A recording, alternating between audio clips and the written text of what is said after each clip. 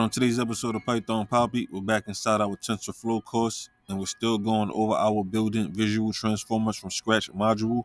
Let's have a look at what we went over today. Yesterday, if you recall, we were in the process of creating our visual transformer model. So we did get that completed. Let's have a look at it now.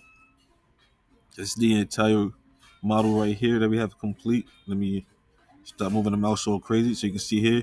This is our model. We have our self layers. We have our patch encoder. We have our trans encoder. We have our 3 dense layers, or our 2 dense layers, and then our 1 output layer, which is going to take an activation of softmax.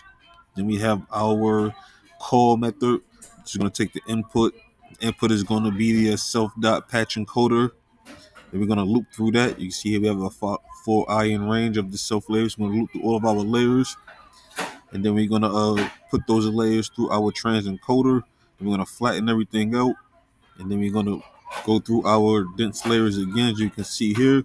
And then we're going to return our output.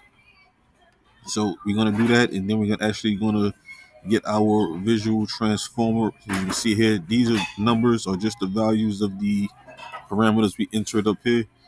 So you can see here the number of heads, hidden size, number of patches, layers. That's what those numbers represent. So we have that there, and then we have the shape here, 1 by 256 by 256 by 3, and then we're going to actually print out the model using the vid summary. So this is going to be a 2-parter here. We're going to have to actually first run it to make sure everything's returned correctly. So I'm just going to do up into this part. So I'll probably comment this out and then run up into this part, and then if they come through correctly, we'll uncomment these out and run it so we can get everything done. They have the visual transformer created, and then we'll run the summary on it to get the information on the model. So like I said, first we're going to make sure everything comes back, it's returned correctly, all information.